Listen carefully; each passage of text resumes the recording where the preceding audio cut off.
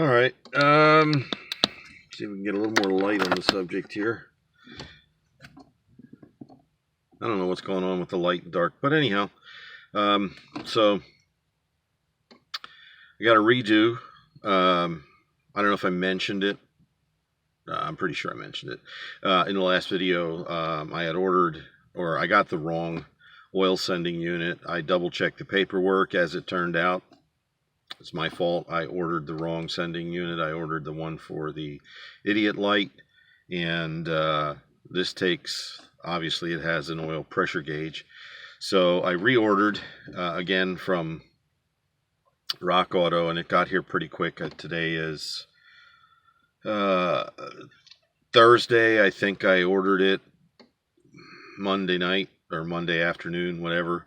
It came in. I paid a couple extra dollars for FedEx shipping, so I want to do that. So I'm at the shop, and somebody here has broke the cardinal rule, and that being, if you're going to park in front of a door, at least leave the keys for the vehicle so you can move it. That is not the case. One bay's full. The other bay that's empty, which is the lift bay, has a vehicle parked in front of it, and I cannot find the key anywhere. It's not in the vehicle. It's not where it's supposed to be in the office. So I'm going to be working outside today, and yes, short sleeve shirts and flip-flops. So it's going to be quick. There is a special socket for changing out a lot of the sensors that are covered under this socket. I originally bought this socket when working on an older Chevy GMC van. I had to change out, I don't even know what sensor it was. It could have been the oil pressure sender or temperature sender or whatever, but it's a special socket. Unfortunately, it works on the oil sending unit for this vehicle for the idiot light, but the one for the pressure gauge, where the plug goes in, is longer, and I'm assuming it's longer because one is a switch for the idiot light, and it just senses oil pressure, and when there's no oil pressure there, boom, your idiot light comes on, or the pressure falls. But no, it can't be. It's just got to be an off and on switch. If it senses pressure, the light is off. If it senses no pressure, the light comes on. And of course, with an idiot light, by that point it's too late. This is for the one this requires is for a pressure gauge, so it's a longer body, and I'm assuming that inside the body of that unit is some sort of potentiometer, so it senses like a positive feedback to your pressure gauge and tells you how much oil pressure you have. Of course, it's calibrated. It's a calibrated potentiometer. So I'm about to get company. Or not. They're still going through and doing the LED upgrades here. So I just had my apartment upgraded, and I also got an email this afternoon from the maintenance guy. They're going to be coming in and doing the room in which I finished up my last video. So the ceiling's getting repaired and the floor's getting redone. I didn't show you the floor, no point in that. So anyhow, today this is going to be somewhat of a quick video. And I mentioned something at the tail end of that other video, my last video, about getting all the gauges at once. And the reason I recommend this, in case I wasn't clear, the reason I recommend this is because if you don't have the means of diagnosing what the problem is, excuse me, apparently it's just windy out. So if you don't have the means of, eliminating or, pointing out exactly what's wrong, pinpointing the problem through like an OBD2 port, anything that could be causing the issue that you're having. Like I was having a rich fuel condition and rough running under load. So that could have been anything. It could have been the throttle position sensor. It could have been the air intake pressure switch. It could have been the air intake temperature switch. or sensor. It could have been the O2 sensor. It could have been the fuel pressure regulator in the fuel rail, which on this one is on the fuel rail and it's not in the tank. The oil sending unit was unrelated. The coil, the ignition coil. And like I said, I had already done all of that stuff. I did a 4-hole injector upgrade on this when I first got it. And then I developed an issue, last spring coming back from taking a student to a doctor's appointment. It just dropped a cylinder, apparently. It was running rough. So at that point, I did everything. I did plugs, wires, cap, rotor, the pickup unit inside the distributor. I ordered a new set of fuel injectors. Couldn't chase the problem down. And I still don't know what the initial problem was because it happened while I was driving. But eventually, in the shop here, when I put the new plug wires on, apparently I got 2 of them reversed. And as soon as I reversed, figured that much out, got everything put back together the way it was supposed to, problem solved. So it had been running fine up until I or shortly before I made the trip up to see my daughter at Thanksgiving. And so I haven't looked at any of that stuff. Now, since I put the coil on, it is running way better. Yeah, we got our random guy there throwing away their stuff. Anyhow, sorry, I'm going to pause this. Okay, he's back. I'm back. He's gone. So anyhow, that's why I haven't looked at any of that stuff as far as the injectors and whatnot. Now, the problem for the most part has gone away. It still has an intermittent miss on occasion. It's not like it was. So I'm thinking this is the first full tank of non-ethanol fuel, and the tank was not completely empty when I filled it, so I still have a little bit of the ethanol-based fuel in there, and I thought originally that was the problem, the fact that I only fill the tank on this once a month or even less. And so the ethanol fuels have a very short shelf life. They don't do well sitting, in your fuel system, and especially an older fuel system like this. And I think still at some point, just in case I'm forced to use an ethanol-based fuel, I'm going to go back and swap out all the replaceable, like non-steel fuel lines.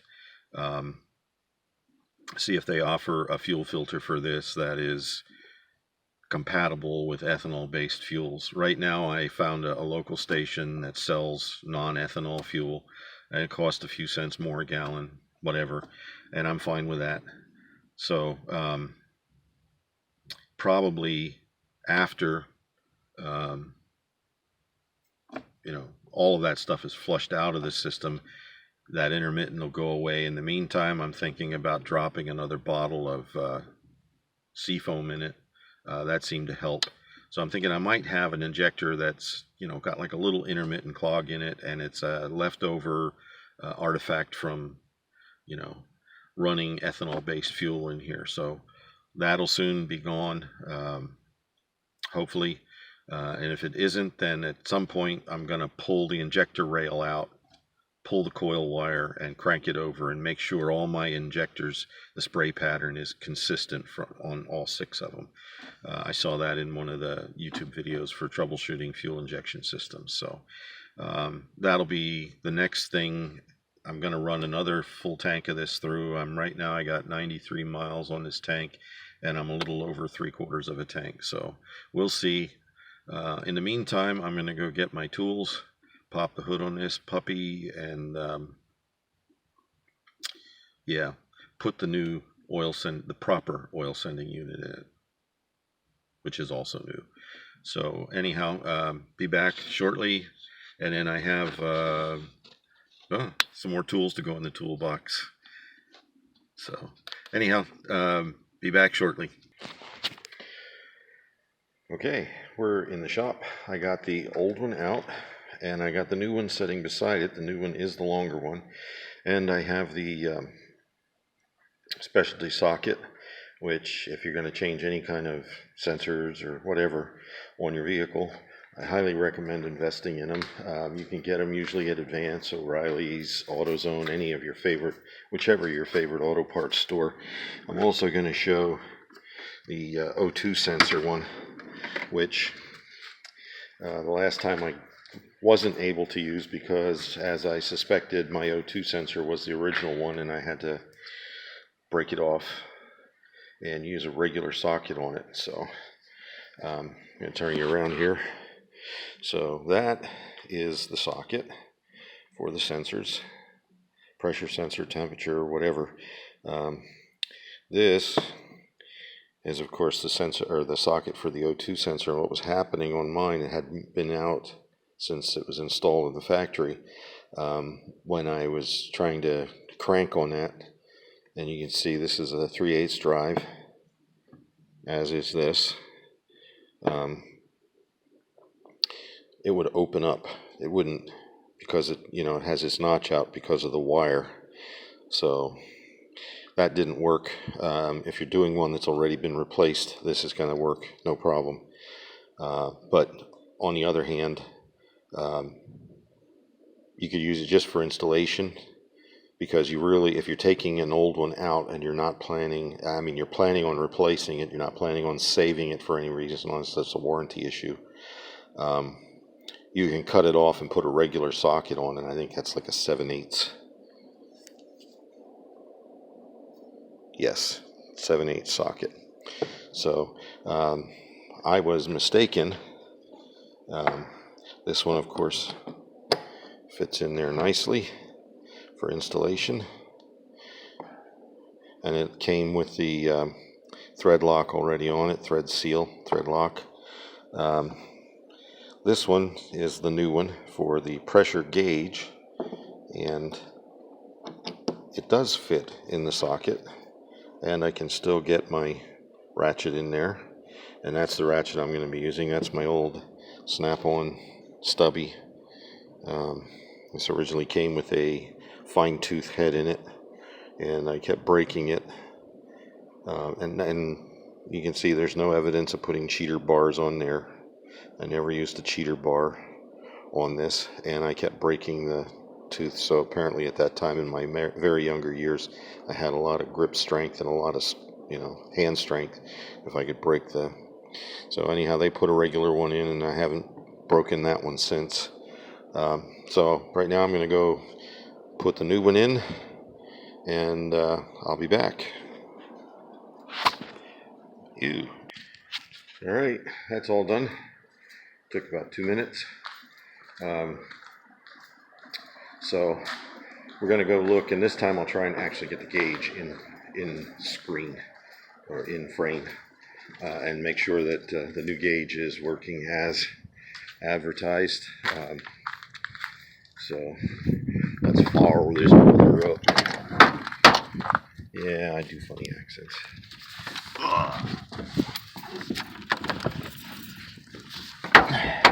Getting too old for this nonsense. So I'm going to turn you around on the gauge, and we'll see what happens when I fire it up. And you can see the gauge is already pegged from the last input it had. So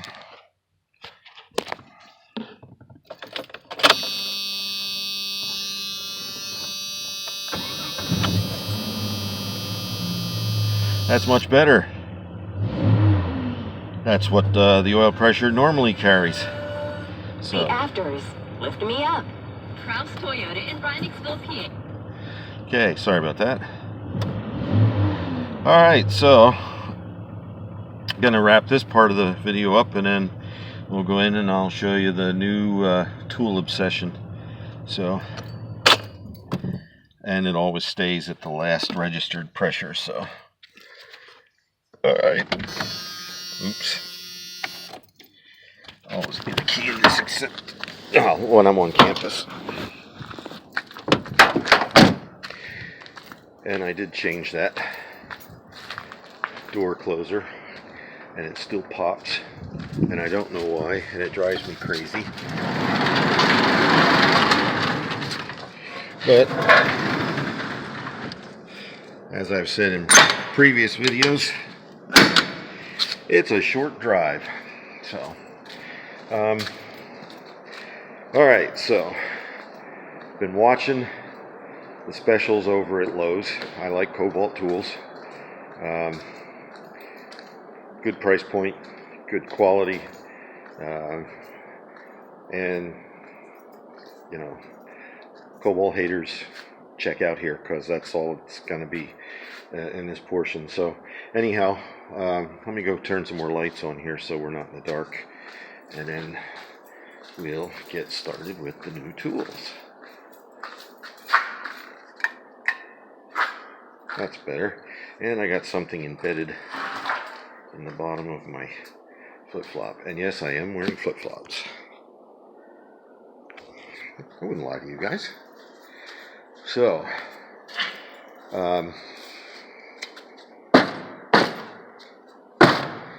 this was a 227 piece set on sale for $99. And I looked, oops, let's put a latch on it and bend it over. No peeking. Okay, now,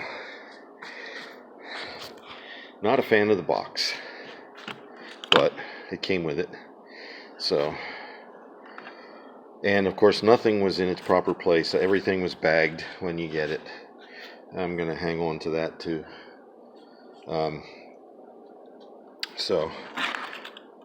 And that's what gets the tool count up on a kit like this, is little stuff like these and these. And realistically, when you're working on fasteners that small, those wrenches are fine. And then, you know, this, of course, the Allen sets also push the tool count up quickly. So I'm going to take those out.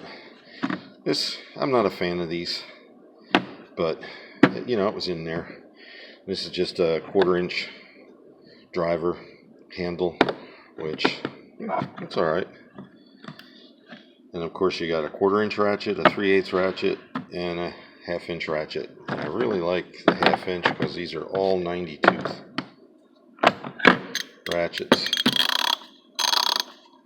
Way better than the Industro ratchet I have. And I don't know if it's a longer one or a shorter one. I think it might be a little bit shorter. But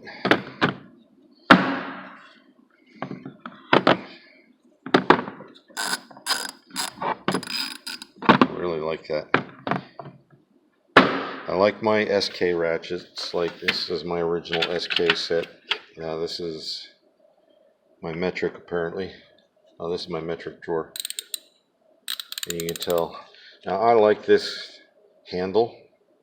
It's not my favorite handle. It's not the most comfortable, but I like the grip. It comes in handy, especially when you're working on the older crap with, you know, 150, 200,000 miles of grease on the engine, because most people do not keep their engine compartment clean. I try to keep mine clean. I don't know if you could tell from this. This is a Pittsburgh, aka Harbor Freight, 1/4-inch drive set that I paid, and I think I got those. I actually have 2 of them. This is one that has some, you know, missing parts. Thank you to one of the guys I used to work with who would borrow stuff and then couldn't remember where he got it. But they were like, you get those on sale, they're like $10. How do you beat that? It's 1/4-inch drive. It's $10. It doesn't have a 12 millimeter in either one of those. So I'm going to just set this aside for a second.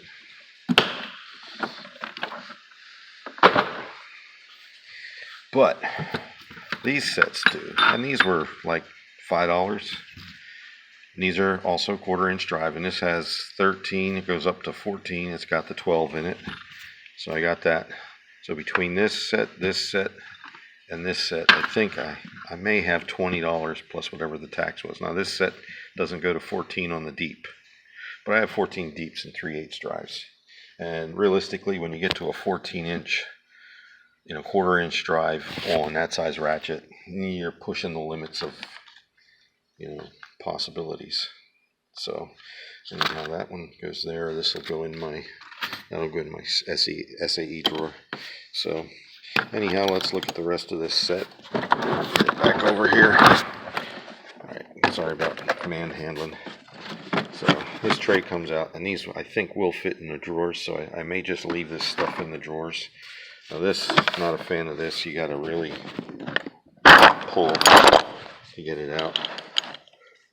And the one thing I don't like about these, now in this light it's not so bad, but in my apartment last night when I was assembling this, because like I said, everything came in bags and you had to put it away,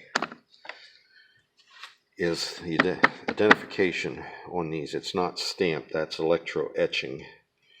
It's just they have a little special piece of paper with this engraved out of it. It's a photosensitive paper, and then they have a little sponge that they dip in acid and they run an electrical current through it, and that's what makes that impression on there. More than you wanted to know, probably. But one of the things, another way they got the part count up on this set was, I don't know anybody except on rare occasions, but they have 12 point. But they also have 6 point. So they mixed up the 12 and the 6. So you have all of these sizes. In this set, one of the things that surprised me is they actually have a 16 millimeter, which that's the first time I've ever seen that in a set. But they have it in 12 and they have it in 6 point. Personally, I prefer 6 point. Now, to be fair,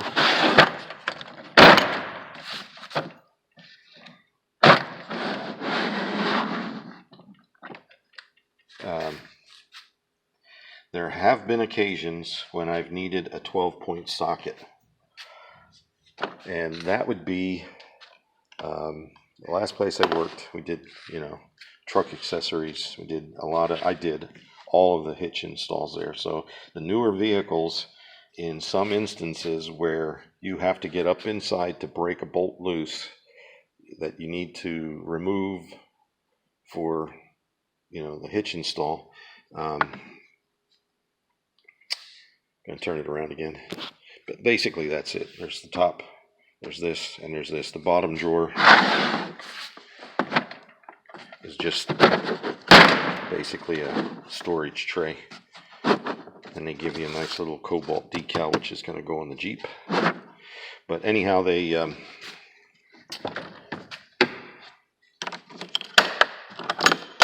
it's so tight, you can't get in there with an impact driver.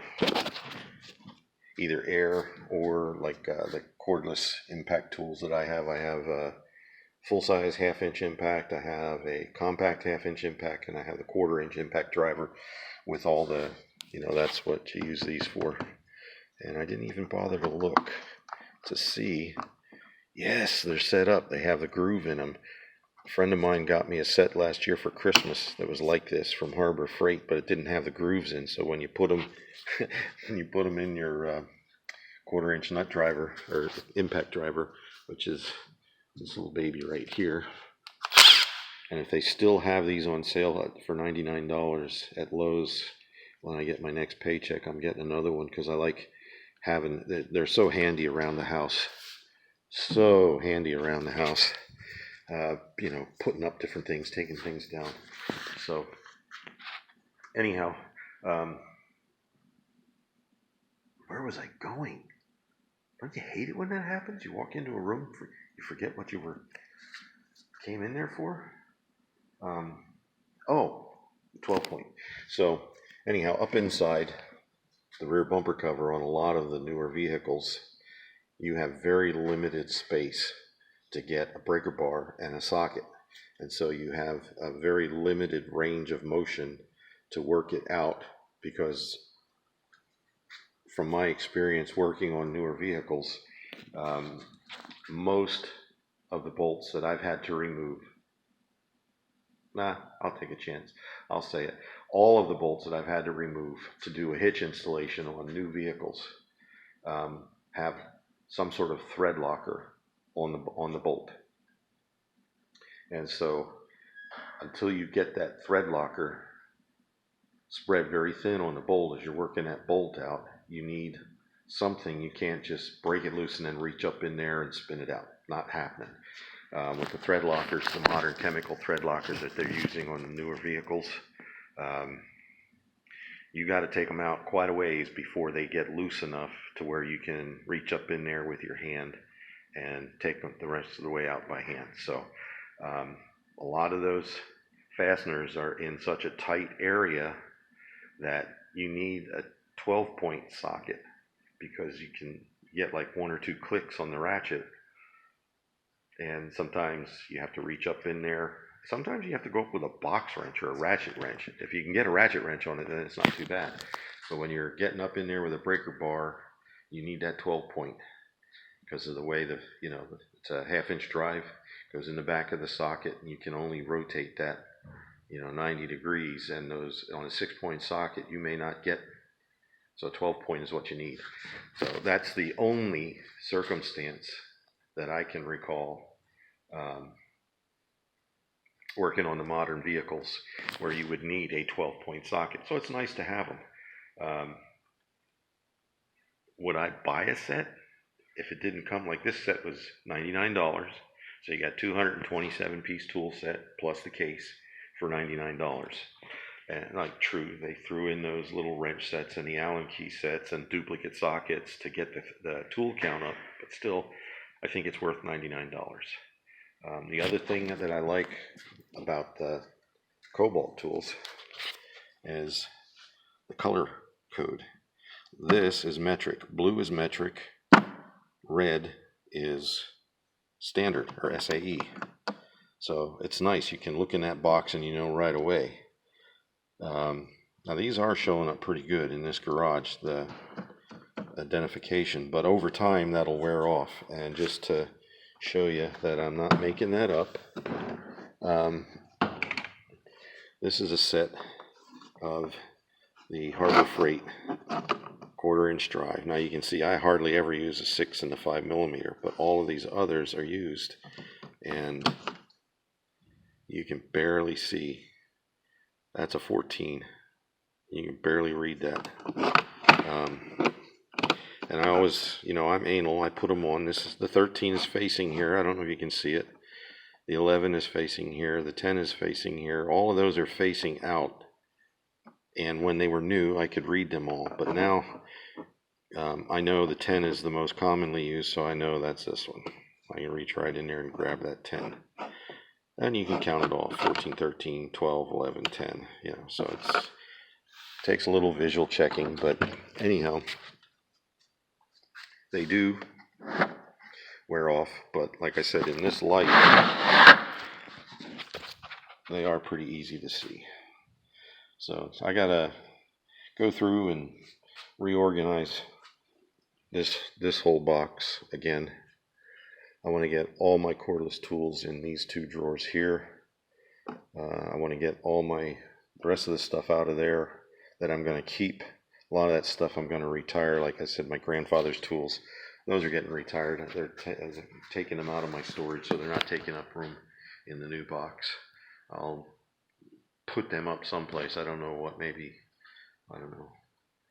I'm the same age my grandfather was when he retired, and it doesn't even seem possible. But don't blink. You get old fast. Holy moly. This one's going to run long. So anyhow, I'm going to end this one here before I hit the half-hour mark. Hope you learned something. I enjoy sharing this. Still not comfortable, recording in front of somebody else, but sooner or later I'll get there, I guess. The more I do it, the more comfortable I'll get doing it. So again, hope you enjoyed this video. Give it a thumbs up if you learned anything or were even remotely entertained. Try to be a little bit entertaining, not too much. I don't want to get carried away. So anyhow, like, subscribe, share, and you'll see me in the next one. God bless.